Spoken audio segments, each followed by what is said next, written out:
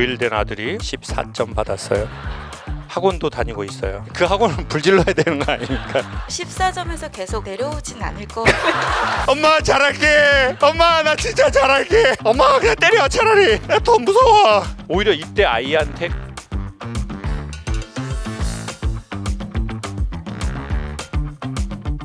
안녕하세요, 김창호 교수님. 고1 된 아들이 얼마 전 중간고사를 보았습니다. 수학 점수는 14점 받았어요. 이게 100점 만점에 14점인가요? 나 이 14점이란 점수는 처음 봤는데. 어떻게 해야 해요? 학원도 다니고 있어요. 그 학원은 불질러야 되는 거 아닙니까? 이게 왜 41점도 아니고, 아니 어떻게 14점을 맞아? 그럼 학원 안 가면 몇 점 받는 거예요 이거?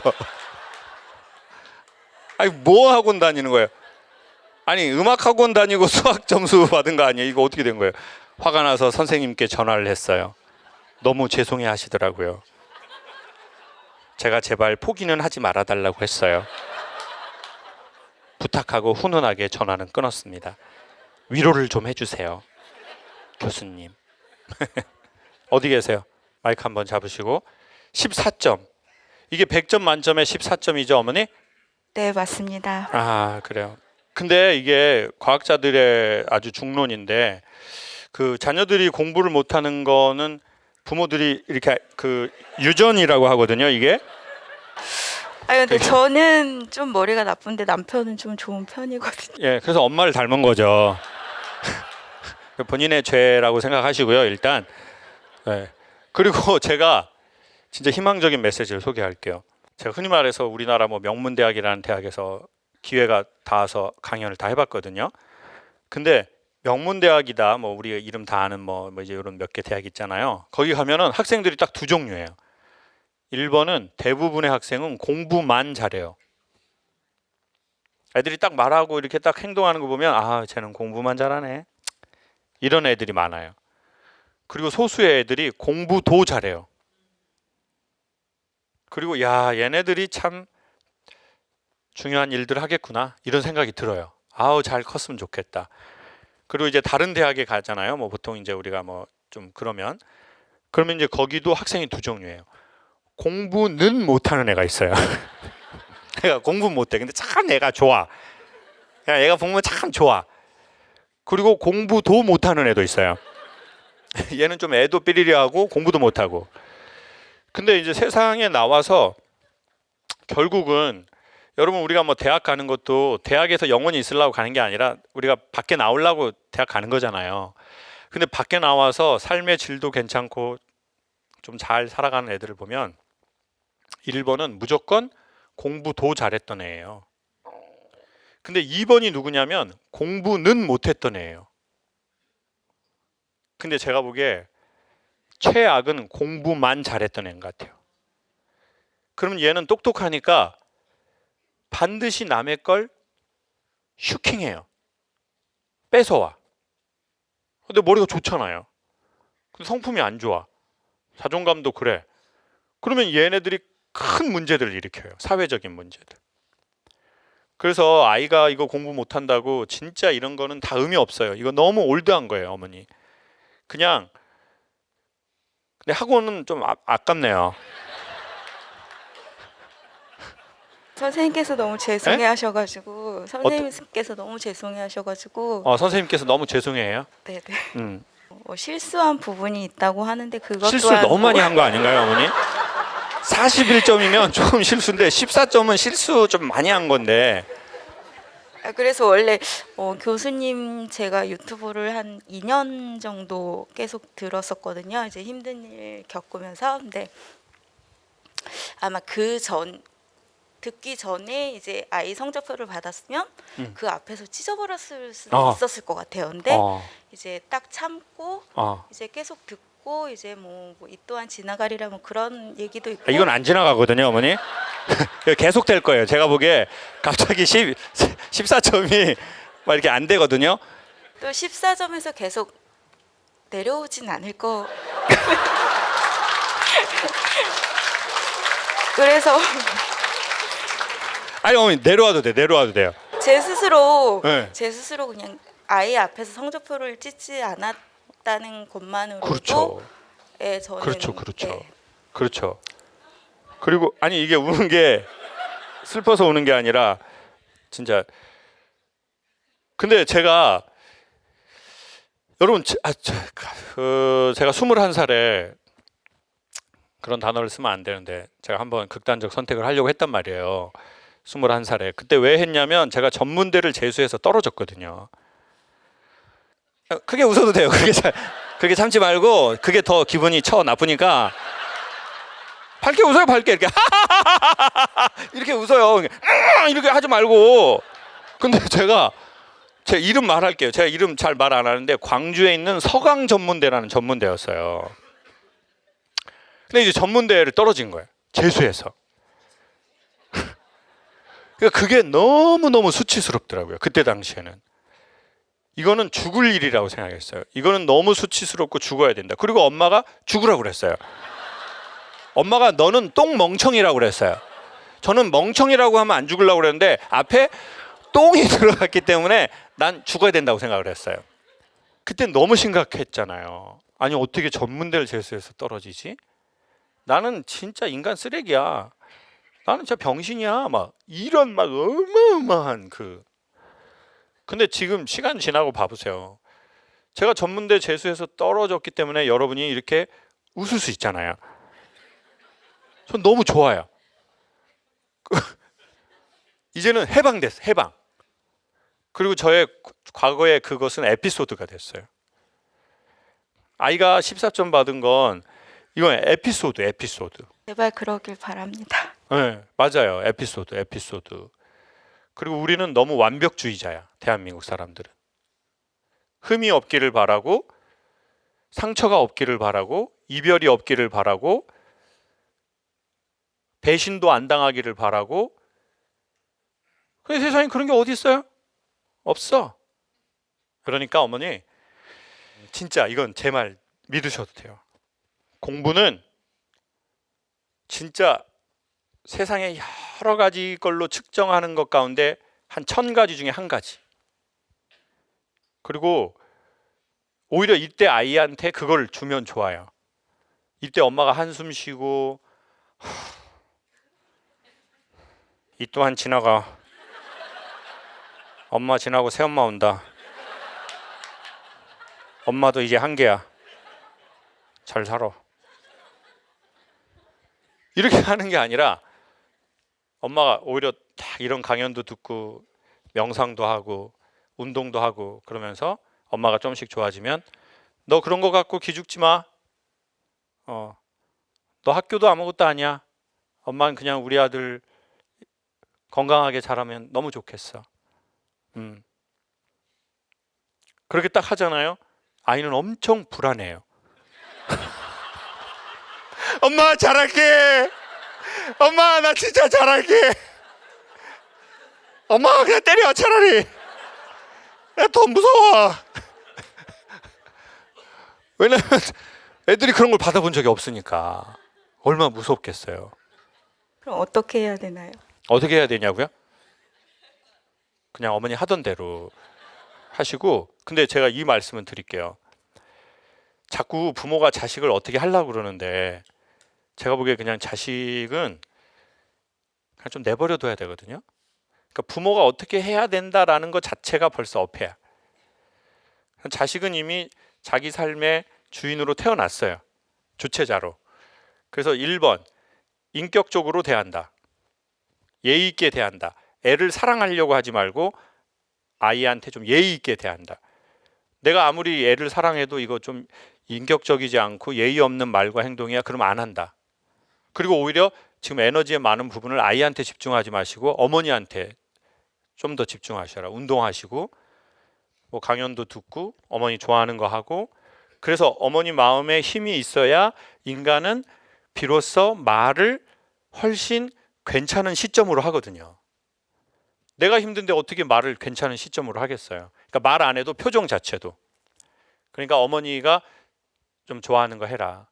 아이는 그게 아이를 가장 잘 도와주는 걸 거예요. 진심으로 제 말 믿으셔도 돼요. 네, 감사합니다. 아이한테 영상 메시지 한번 할래요? 아니면 학원 선생님한테 할래요? 누구한테 할래요? 지금 손을 들까 말까 고민을 네. 많이 했는데 네. 그래도 좀 위로를 받고 싶어서 음. 손을 들었거든요. 음, 이것만으로도 저는 힘을 좋게요. 얻은 것 같습니다. 감사해요. 박수 한번 주세요. 마지막으로 한 번 하고 마칠게요.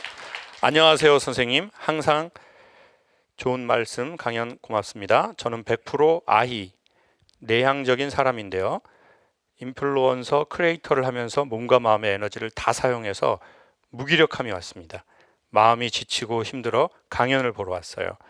무기력함이 찾아올 때는 어떻게 하면 좋을까요? 항상 건강하세요. 끝까지 남을 챙기네요.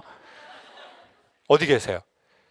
저는 이제 테니스 크리에이터인데 테니스요. 테니스 테니스 선수를 하다가 이제 아, 선생활을 그만두고 코치 생활을 하다가 어떤 좋은 기회로 이제 요즘 인스타그램 많이 하잖아요. 그래서 인스타그램이랑 유튜브로 이제 테니스라는 스포츠를 알리는 네, 그런 일을 같이 하고 있어요. 그러면은 그게 좀 외향적인가요? 어때요? 그게 아무래도 이제 저는 원래 이제 대학교도 이제 한 체대를 나왔는데 아. 그런 이제 체육인들을 보면 막 되게 선후배 관계가 이런 되게 세잖아요.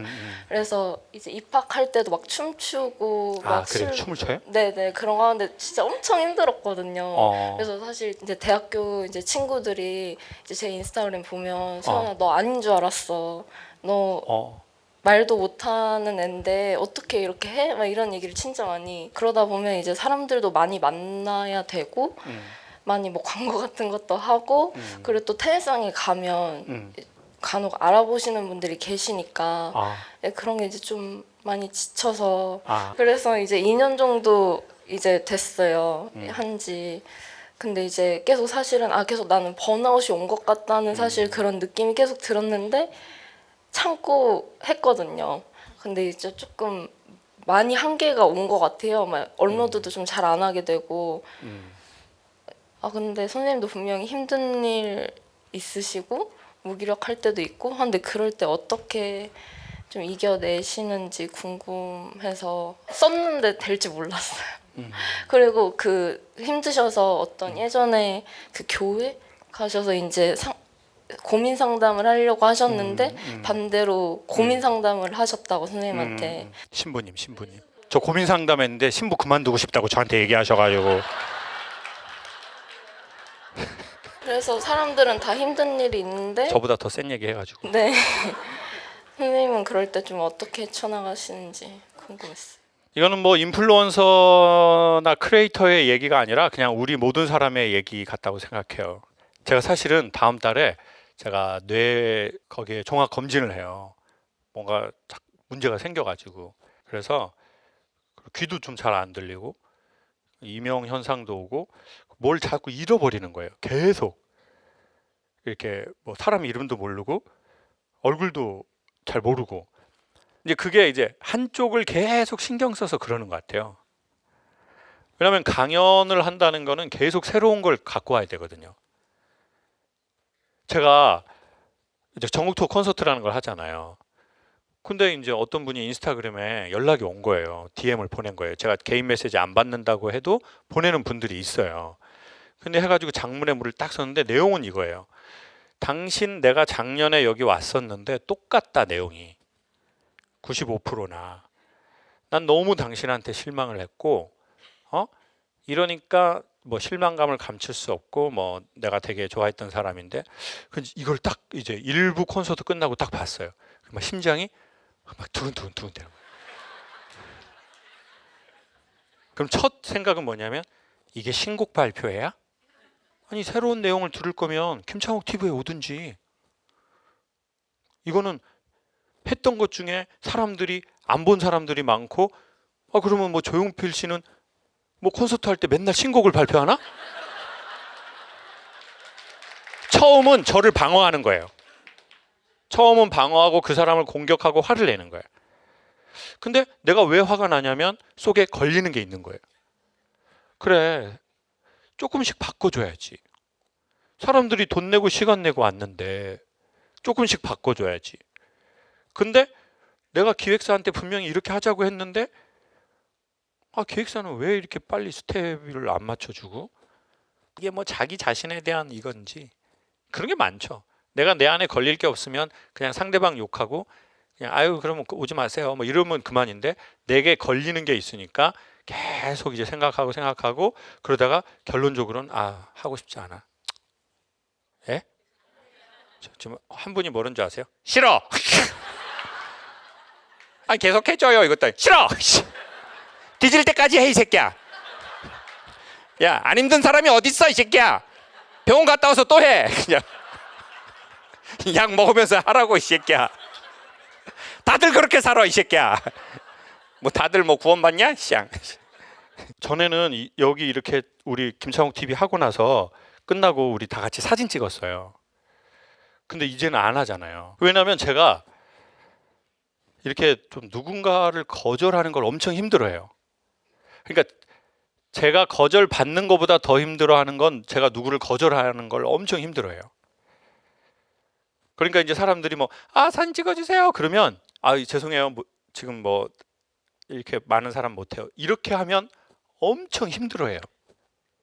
내가 누구를 거절했다는 거를. 그러니까 아예 관계를 안 갖고 싶은 거예요. 그냥. 그리고 예를 들어 누군가가 사진 찍어주세요 그랬는데 제가 저 죄송합니다 이렇게 해야 되는데 왜 나한테 죄송하다고 말하게 해 진짜. 정말. 그러다가 또 혼자 가다가 아니야 고맙게 생각해야지. 저분들 때문에 네가 일하는 거잖아. 그러다가 나도 힘들어. 그래서 이게 정신병이 왔다 갔다 막 둘이 얘기를 해. 그러니까 이제 이런 거 하기 싫어. 안 하겠어. 다 귀찮아. 힘들어. 피곤해. 그냥 제주도에서 단호박 팔아야지. 이런 거 사람들 앞에 나서서 이런 거 하고 싶지 않아. 이렇게 돼버리는 거예요. 이게 계속 좀 이제 머리에서 그러다가 자꾸 어떤 현상이 벌어졌냐면 집 호수를 제가 모르게 돼버렸어요. 이렇게 그래서 누가 이제 집 주소 좀 알려주세요. 뭐 좀 보내드릴게요. 그랬는데 저 지금도 모르거든요. 저희 집 주소를. 그러니까 이제 머리가 그 어떤 것도 안 받아들이려고 하더라고요. 기억도 안 하고 받아들이지도 않고 그리고 자꾸 잃어버리고 뭐 계속 잃어버리는 거예요. 뭐 지갑 잃어버리고 뭐 이게 너무 심해지는 거예요. 지금 오늘 그래서 지갑이 없어요. 어디 작업하러 갔다 거기다 또 놓고 온 거예요. 그러고 뭐 계속 잃어버려요. 뭐 사람 얼굴도 잘 기억 못 하겠고. 근데 이제 어떤 사람들은 안녕하세요. 저번에 만났었는데 그러면 제가 이러면 모르시는구나. 그러면 이제 내가 저 사람한테 또 실망을 줬네. 이런 거 하지 말자.